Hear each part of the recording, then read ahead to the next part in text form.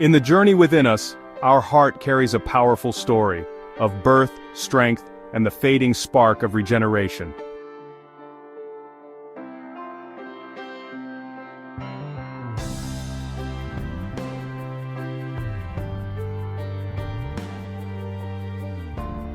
Before birth, human hearts grow rapidly, every beat powered by cells that divide and renew.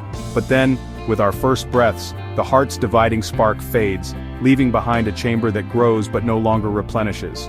At birth, that rush of oxygen ignites our energy engines, mitochondria, pumping out ATP. Yet this high oxygen environment also spits out toxic RAS, which stop heart cells from dividing.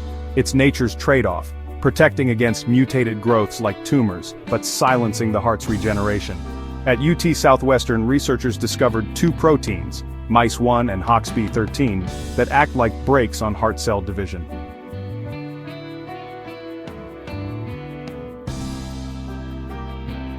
Disabling them can shift cells back to a division-friendly state, shrinking them, letting them multiply once again.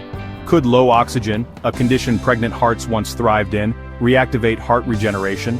At just 7% oxygen, akin to the air atop Mount Everest, heart cells began to divide again after 2 weeks in the lab. UT Southwestern teamed with Germany's Aerospace Center to explore hypoxia therapy, even studying high-altitude climbers to guide potential treatments. Looking ahead, the team is designing drugs to target Meis1 and Hoxb13, aiming to lift the brake without oxygen risks.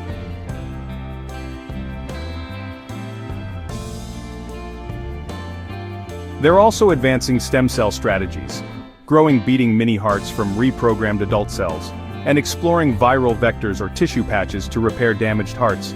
For some patients on mechanical pumps, reducing stress on the heart might let its dormant regenerative power reawaken, possibly leading to pump removal and restored heart function.